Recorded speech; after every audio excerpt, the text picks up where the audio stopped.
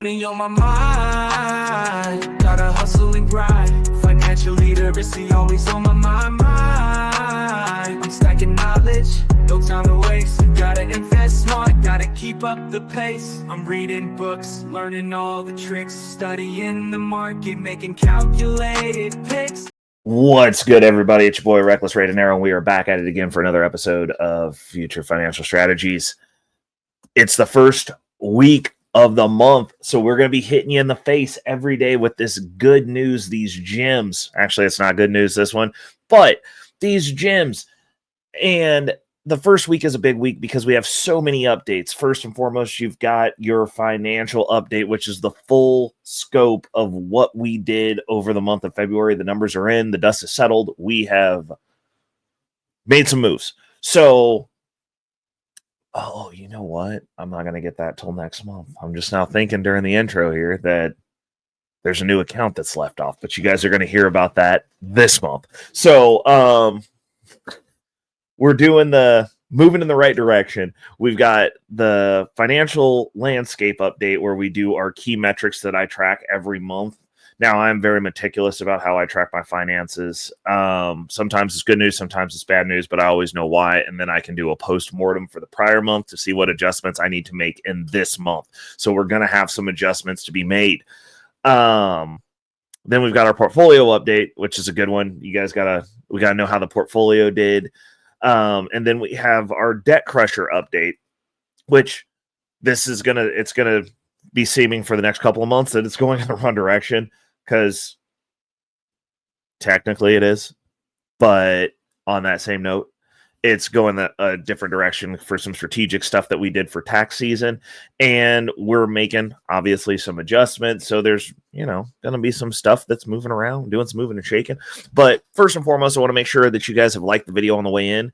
If you've been here more than twice, make sure to subscribe to the video, to the channel. Both of those things, all that stuff is down below. And hopefully you share this with people that you care about or your communities, since nobody wants to get rich by themselves. Like, why do you want to be the guy? Like, it should be a group of you, like a pack of alpha wolves, if you would. But let's go ahead and jump into the gusto. We had a major shift in the markets at the very end of the month of February. Everybody knows that February is a trying month, and actually that's one of the things that I wanted to look at, that I wanted to talk about as being one of the benefits of, being in the markets, or not being in the markets, but like tracking your finances for as long as I have, because like I can look and see. So, oh, okay. So, when we're looking at where we have been, this is going to be an interesting conversation now, because this is different from last year.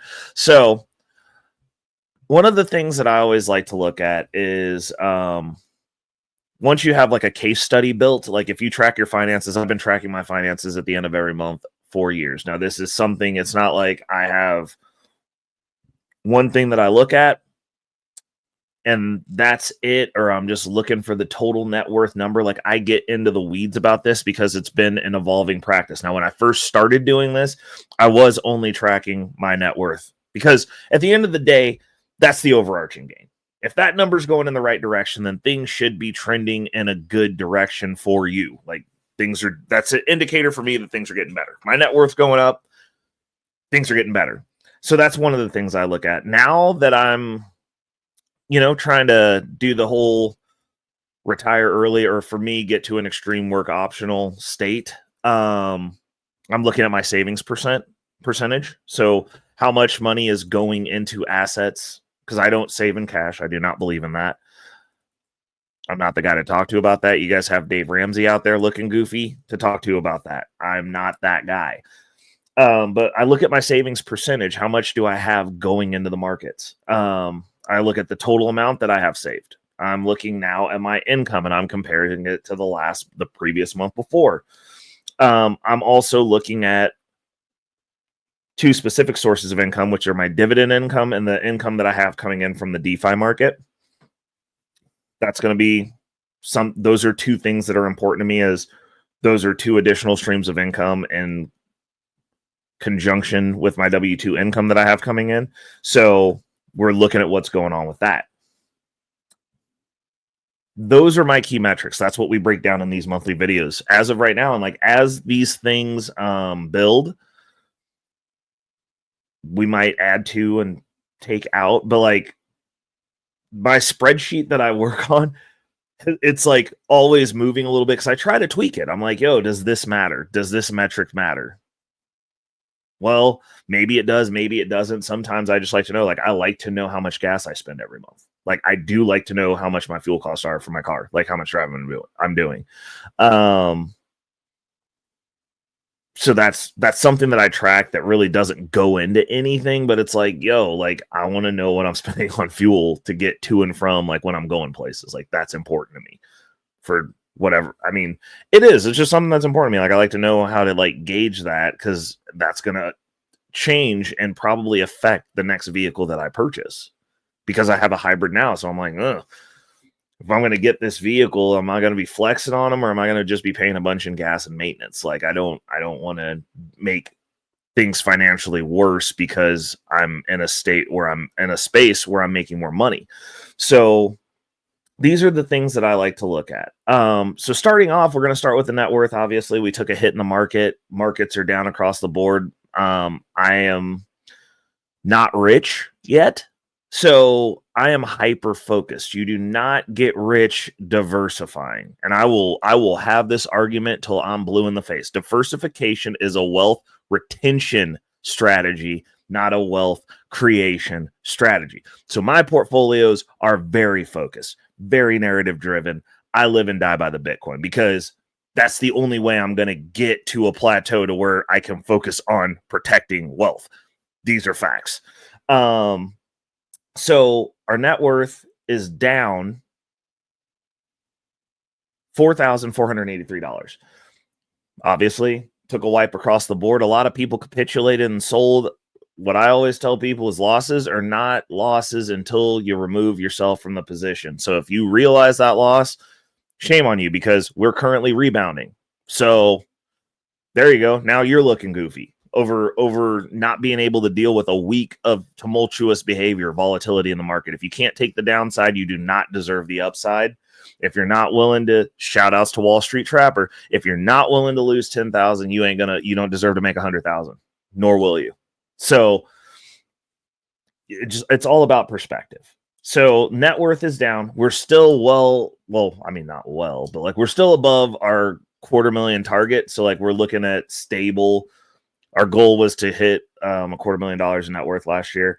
This year, we've kicked it up to 350. We're still working towards that. Obviously, as we stair step up, we are going to shoot past that goal, but I look for stability goals. I don't look at vanity metrics, because if I made the goal this year, $500,000, and then we hit $500,000, but then it goes down, and I got to do an episode that said, hey, we're at $500,000. Like, that's cool, because we're going to do that episode. Like, I'm going to do that episode. Like, when I hit that episode, like, that's going to be a big deal for me. It's just going to feel good, but it's numbers on a screen. So like, on the flip side of that, when the market goes down, since I am highly focused in the way that my investments are being executed upon, as we look at that, I think to myself and go, okay, well, I need to be able to look at what a stable target and a number is going to be. So that's after we go to moon landing, we go to Valhalla, the market does what it does, and we do what we do in response, which is beat our chest, talk our trash, and feel good about ourselves. When we get to the other side of that and the market comes back down and settles to its stable level, my goal is to be at 350,000. And that might be low. It might be a low goal, but I know how volatile this market is. So like, I could be doing an episode about being worth $750,000, and then it goes down and we're sitting at 350,000. And then people are like, oh, like, are you sad? And it's like, no, that was kind of where I was thinking we were going to land at anyways. Or we could land above that and I'll just be happy. Like, that's fine. Plan for the worst, hope for the best. That's what we do. So we're still marching in the right direction, but we had a dramatic pullback this month. And so when I have those pullbacks, what I like to do is I go look at February last month. Now, February last month, we did not have a pullback from January to February. We went up.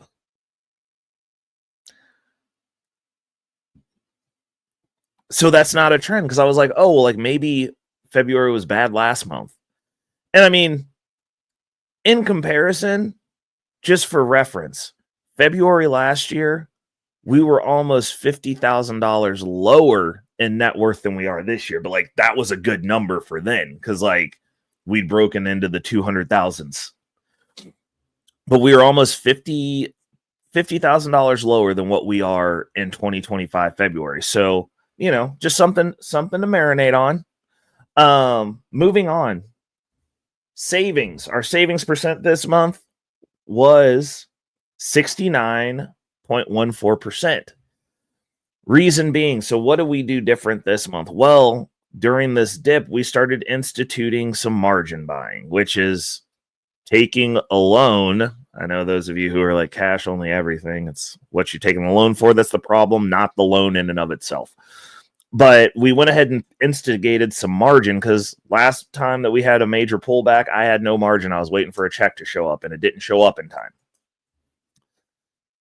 This time around, we had margin to sit on, so we started deploying in our traditional financial portfolio, and we made some buys. And I'm happy we did, but I post, those of you who follow me on Facebook, I posted on Facebook, I was like, I'm sitting here wishing that I bought more, because I started what I was considering an aggressive dollar cost averaging. Like I was buying as the dip was happening, the dippity dip, the tip of the dippity dip, and then the dip that came behind the dip tip. Bought them all. But I was easing it in. And honestly, when Misty broke below 20, I should have emptied the clip. I also noticed that Coney, which is another one that's coming back into the portfolio for me, was below $10. Now, I will go ahead and get that position sorted at $10. Like, depending on what we open up on Monday, I've got a few more rounds in the clip, and I think I'm going to go ahead and get myself to a couple of key metric points, and then I'm going to call it and let the portfolio pay itself back. But you know, like I'm looking at getting that 1,000 Misty. I got my Marrow position to 100 shares, and I also will most likely be getting that Coney position to 100 shares. And for those of you who don't know, that's the point at which I start manually redistributing those positions into other things and or using them for well, actually, for the ones that are at 100, I'm going to just wheel those, and I'm going to do a wheel method off of those for whatever I've got for until they get up to a point to where it's probably closer to, I'm probably going to say I'll wheel them until they're probably about, I want to say 500, but it'll probably be somewhere around 250. And then I'll start using them depending on what those distributions like tally up to be. But those are going to be positions that we're building out, because the goal of the portfolio is to have a fat paycheck every week. And then we'll diversify out into some weekly portfolio stabilizing positions that also generate income. And we're going to be living off the income. Now, I've got another strategy at play that will probably be a way for me to not create debt messes anymore. So we're going to be talking more about that, and that's going to have a lot of high yield dividend strategy involved with that as well. I'm excited about it. But our target goal for our savings percentages, I like to be above 40%. I think as long as I'm above 40%, that's a good solid number for me. But I'm very focused, like we're trying to retire early, so you want to live off as little of your income as possible during that phase. I'm not exclusively eating ramen. I'm definitely taking care of myself, definitely going to the gym. I'm not cutting expenses much. We're about to make some adjustments though, because we got some life changes going on, which I'm excited about also. But it's just as things change around, you have to like be malleable with your strategy, and it's about getting to the finish line. And the finish line for me is getting to where I'm work optional, where it doesn't matter if I have a job or not. I've got enough income coming in out of this portfolio. This portfolio becomes a legitimate income earner within my household. I'm looking at least duplicating my income.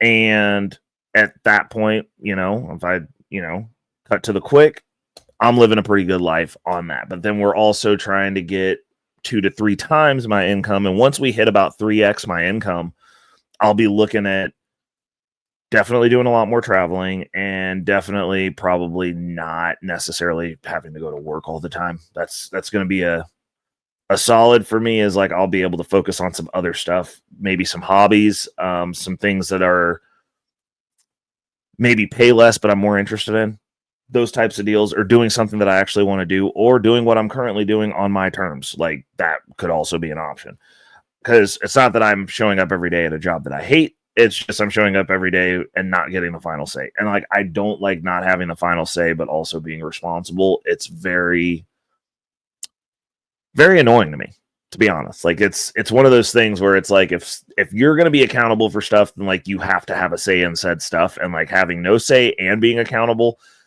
it's an added level of stress that I honestly don't need. So we're trying to rectify that. So again, we got almost 70%. We're 69.14% for the savings rate. I'm super excited about that. Obviously, it was because we deployed margin. Now, part of me almost wants to just empty the clip on my margin completely and get the portfolio where I want it to be, and then let the portfolio pay back the margin, and me just focus on other stuff and let the portfolio do its thing. And then like once the margin's paid back, boom, you've got this asset that now is generating income for you, and just let it do its thing. But also, I don't want to get margin called, because I know a bunch of the guys in the high yield space got margin called over this last drop, and that sucks. I don't want to be in that camp either. Like normally if you try to rush, the more you rush, the more exposed you are to something going horribly wrong. So we're trying to rein it in a little bit. But like I started touching on that margin. I was like, yo, like it's prices are low and my check's not here. Like we going in. So I think I'm going to finish out what I was planning to do with that come Monday, and then see what the market does, and kind of let the margin cool off in the portfolio. So that way we can get back to destroying this debt, because that's also a focus that I've got for right now. It's kind of a overarching thing that I want taken care of, because like we want to buy a car, we want to do some other stuff. So we're gonna go ahead and keep on keeping on. The total that we saved, another metric that I track, was $3,702, which is cool. It's less than last month. Last month we really kind of got it in with the savings. Let's see here, where were we at last month? So total save last month, we saved $5,118 in January. Like we really put money away. And our savings percent last month, or not last month, month before last, January, was 61.23%, which was good. So we had 2 good months in a row. Numbers changed around a little bit. We're capitalizing on some opportunities when the market goes back up. Hopefully the month of March, we'll be looking at some growth for that month. We'll see what it looks like. It's another 2 paycheck month. So I'm expecting to be sitting on a little bit less money. We'll see. As far as our W-2 income, like the 2 paycheck months, like if we get 3 paychecks in a month, it's a fat month. Like it's awesome. 2 paycheck months now, like we're just like, okay. But we're gonna see what it does. So our income, which is another one that I track, we are down from income $3,005. So we had exactly $3,000 just got clipped out, and part of that's because W-2 income was low, was lower because it wasn't 3 paycheck month. The other reason is because our DeFi payouts, like I didn't do that until this month, more or less. Like there was a couple of things I moved around where I had to take some money out. But our decentralized finance payouts, we were up, but it was, the decentralized finance payout was way down.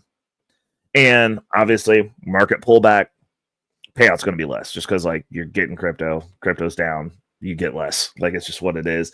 Also, some of the stuff, like the farming aspects of things, they don't pay as much when the market is down versus when the market is up. So your payout rates are just go to crap. So we had a couple of things that we moved around, and it ended up only being $108 for the DeFi payouts, which is down $1,287 from last month. So that's part of the 3,000 why we were out. But like now we're bleeding over into those payout amounts. So like we don't have to do the DeFi payout now because that was tied in the income. But income was down. DeFi paid less. We had less income coming in general, and down month.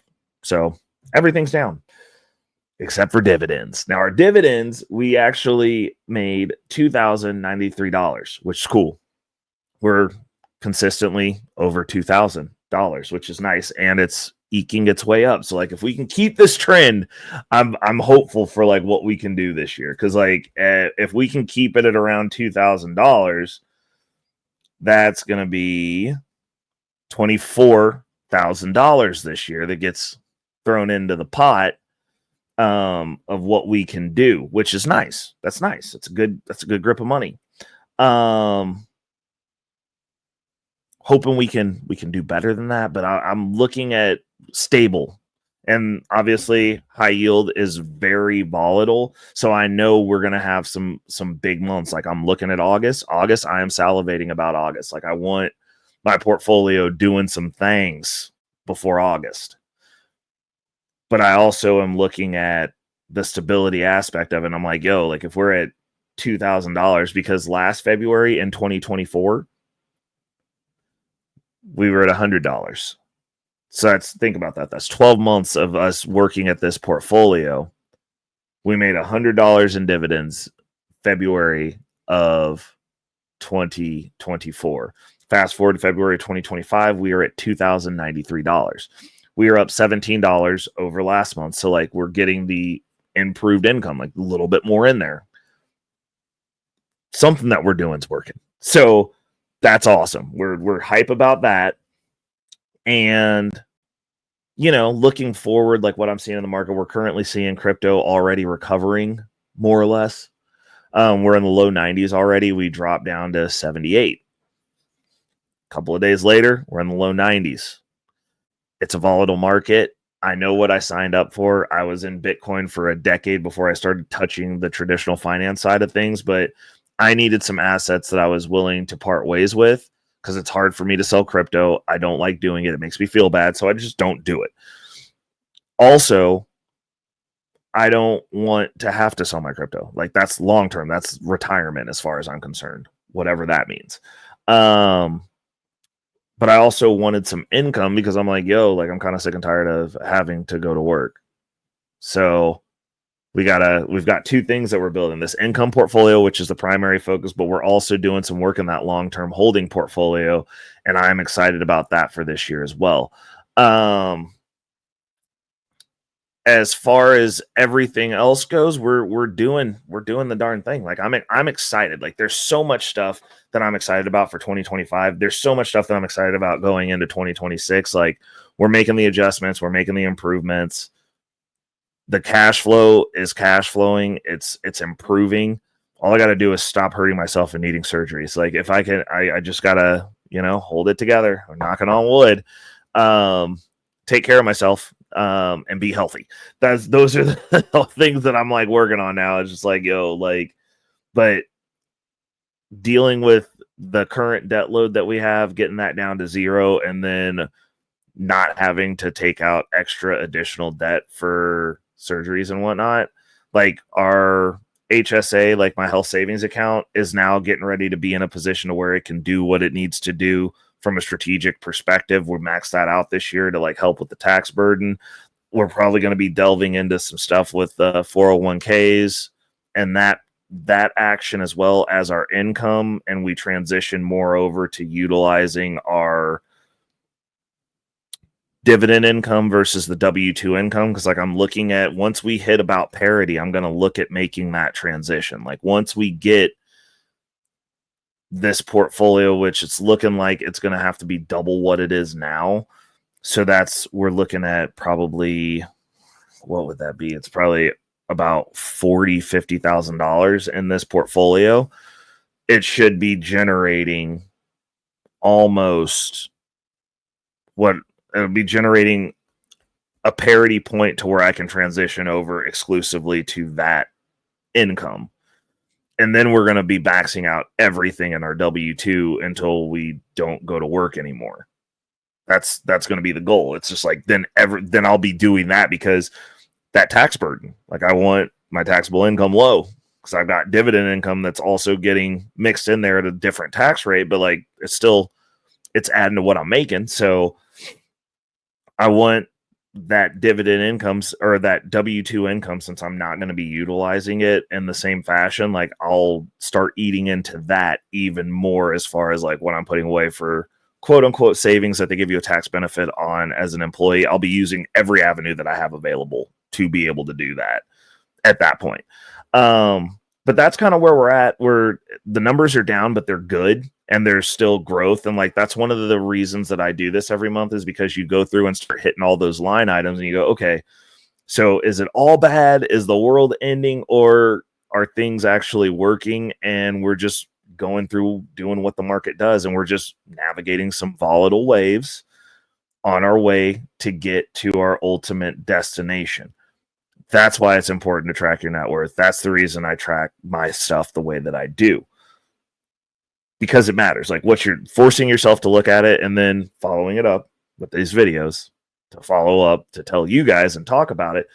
It lets me know and talk to myself / you guys about how my finances are going. And it's also forcing me to think about them in depth. So, you know, it's one of those things where I think it's a great deal. And I kind of like it. I kind of do. I'm really feeling it. I like what we've got going on, and we're going to keep doing what we're doing, and we're going to keep updating it. And I'm excited to see the growth. Pullbacks are never fun. The videos, these are the ones for the haters, where they get to go, oh, Ray Bear's not just going up all the time. Well, like, there's no straight lines up. You're going to have bad months. But for a bad month to have your income down and have logical reason for it, but seeing the key metrics of income that you're growing, like, because I consider my dividend portfolio my side business at this point. Like, that's my focused side hustle. Because it makes more than what my previous side hustles were making, because I wasn't making $2,000 a month Ubering, like, and I was tired all the time. So definitely making more money now. And it's not costing me my body. It's making the money with your brain and not just physical labor. Like, that's the transition that we were trying to make. And I put it out there while I was still Ubering, and here we are. Now we're not Ubering. So seeing the growth of that income stream and having the other stuff that I've got working, coming in for me and doing what it does, I'm excited. I'm liking it. I'm liking what I'm seeing. This video is going to be releasing on Monday, the 3rd, and that I'll probably be unloading the rest of what I was planning to allocate out of my margin pool into my portfolio. We're going to get a few more positions solidified, and I think we're going to let the market do what it does and see what we can get out of it. Till next month, people, this has been the financial update for February of 2025. Thank you for tapping in with me. Make sure, if you haven't already, hit that like button on the way out. Definitely subscribe if you've been here more than twice. Also, if you found value in this video, share it with somebody you care about. Share it with your circle. Share it with your friends, because nobody wants to get rich by themselves. Also, down in the comments, how did you guys turn out for February? Are you guys tracking your net worth? Are we making some improvements? Are you starting to kind of think about tracking your net worth? Let me know down in the comments. It's your boy Reckless Ray De Niro, and until next month, people, I'm out. Peace.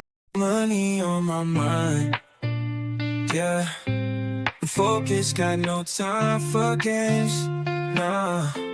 I don't play, man, I'm all about that financial literacy. Investing in my future, building generational wealth. Dollar bills, they be calling my name, but I ain't chasing fame, I'm chasing change. Learn the game, now I'm playing it smart. Putting my money to work, it's an art. I'm stacking paper, building my own empire. No more living check to check, I'm getting higher. Investing in stocks, real estate, and more. Gotta secure the bag, that's what I came for.